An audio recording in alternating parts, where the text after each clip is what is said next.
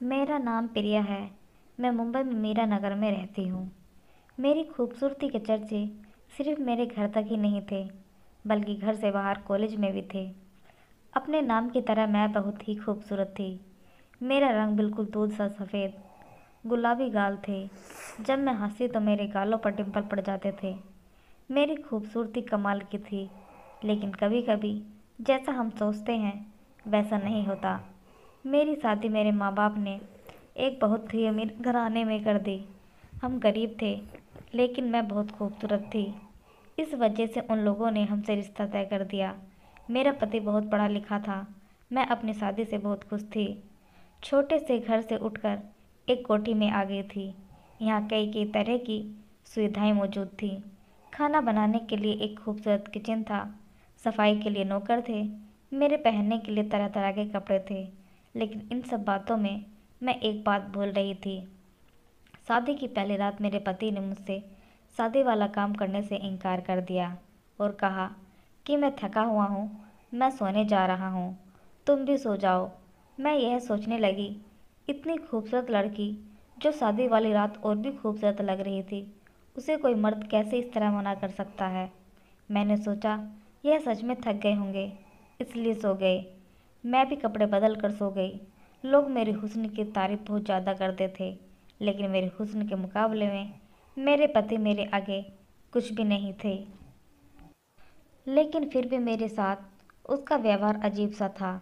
मेरा भी दिल चाहता था कि और लड़कों की तरह मेरा पति नाज नखरा उठाए, मोहब्बत से अपनी बाहों में भर ले। लेकिन शायद यह सिर्फ मेरे दिल की ही तमन्ना थी, जो दिल में कहीं दबकर रह गई। वह प्रिया जो शादी से पहले एक हसीन जिंदगी जी रही थी, आज मेरी जिंदगी बर्बाद हो गई थी। मैं एक हिरन की तरह हर रात तैयार होकर अपने पति के आसपास रहती, लेकिन मेरा पति कभी मेरा शिकार नहीं करता था। मुझे शक होने लगा था कि मेरे पति में कोई कमी तो नहीं। मैं उनसे पूछ भी नहीं सकती थी। शादी के बाद मेरी ज़िंदगी बिल्कुल ख़राब हो गई थी। मेरे पति काम के सिलसिले में अधिकतर बाहर ही रहते थे। मेरे घर में मेरी सास और मेरा एक देवर रहा करता था। मेरे कमरे के साथ मेरे देवर का कमरा था। मेरे देवर का नाम समीर था। समीर आजकल घर में ही रहता था। वह नौकरी की तैयारी कर रहा था। मेरे दिन बहुत मुश्किल से गुजर रहे थे। किसी भी काम में मेरा मन नहीं लग रहा था। सारा दिन यही सोचती रहती कि अब क्या करूं। मेरे पास करने के लिए कोई काम नहीं था जिससे मेरा दिल बहल जाए। मेरे अंदर का एहसास उमड़ उमड़ कर बाहर आ रहा था। मेरा भी दिल चाहता था कि मेरे पति मुझसे प्यार मोहब्बत वाली बातें करें। एक रात मुझे नींद नहीं आ रही थी। मैं पानी पीने के लिए उठी और जैसे ही समीर के कमरे के पास से गुजरी, मुझे समीर की अजीब अजीब आवाज़ें आ रही थी। मैंने देखा दरवाज़ा थोड़ा सा खुला था। मैंने दरवाजे से झांक कर देखा तो वह कंप्यूटर पर कुछ ब्लू फिल्में देख रहा था और साथ अपने हाथ से हिला रहा था। मैं बहुत हैरान थी, लेकिन मेरी आंखें फटी की फटी रह गईं।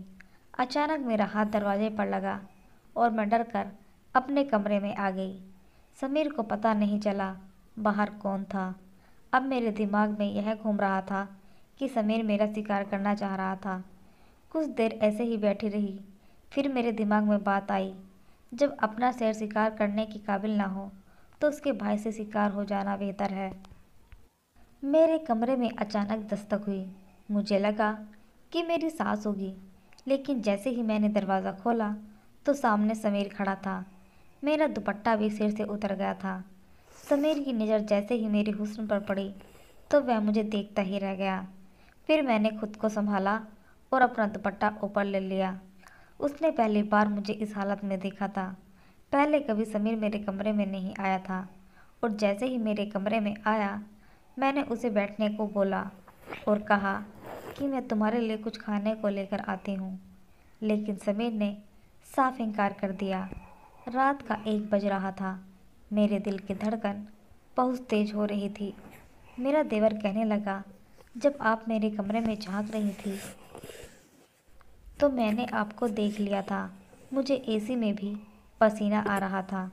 समीर कहने लगा, भाभी मैं जानता हूँ आपको क्या चाहिए? मैं आपको एक बात बताना चाहता हूँ कि मेरा भाई नामर्द है और आपके साथ उसकी शादी इसलिए की थी कि आप गरीब घराने से ताल्लुक़ रखती हैं और मेरे भाई की दुनिया वालों के सामने इज्जत बनी रहेगी। यह सुनकर तो जैसे मेरी जान ही निकल गई। इतना बड़ा धोखा मुझे उम्मीद नहीं थी, लेकिन अब यकीन हो चुका था। मैं अपनी किस्मत पर रो रही थी। समीर ने मुझे मेरी बाजू से पकड़ लिया और कहा, आप इधर बैठिए, और मुझे दिलासा देने लगा। लेकिन मैं भी जानती थी कि समीर मेरा शिकार करना चाहता है। समीर दिखने में बहुत ही ज़्यादा खूबसूरत था। वह अपने भाई के मुकाबले में बहुत ही ज़्यादा प्यारा नज़र आता था। खैर, मैंने समीर से पूछा, आज तुम मेरे कमरे में कैसे आ गई? पहले तो कभी नहीं आई। कहने लगा, भाभी, बस मैं आपको क्या बताऊं, आज मुझे आपकी बहुत याद आ रही थी। मेरा दिल चाह रहा था अपने सारे पल आपके साथ गुजार दूं। समीर की ऐसी बातें सुनकर तो मुझे बहुत हैरानी हुई कि आज मुझसे यह कैसी बातें कर रहा है। फिर वह मुझसे कहने लगा, अगर मेरा आपके कमरे में आना अच्छा नहीं लग रहा तो मैं यहाँ से चला जाता हूँ। मेरे दिल में अजीब सा एहसास जाग रहे थे, क्योंकि अब मैं भी शिकार होना चाहती थी। मैंने कहा, नहीं समीर, ऐसी कोई बात नहीं, तुम जब चाहो मेरे कमरे में आ सकते हो। फिर मैंने कहा, मेरे पास आकर बैठ जाओ। जैसे ही मैंने उसे अपने पास बैठने को कहा, उसकी आंखों में एक अजीब सी चमक दिखाई देने लगी। भाभी, बस सारा दिन बहुत बोर हो जाता हूँ। मैंने दिल में कहा कि मैं तो तुमसे भी ज़्यादा बोर हो रही हूँ। एक तुम ही तो हो जो मेरी अंदर की आग को बुझा सकते हो। कहने लगा, अम्मा तो सो रही हैं, सोचा आपके साथ आकर गपशप कर लेता हूँ। और पूछने लगा, भाभी, भैया कब तक आएंगे? मैंने कहा, वह 1-2 हफ्ते में आ जाएंगे। मैंने समीर से पूछा, तो तुम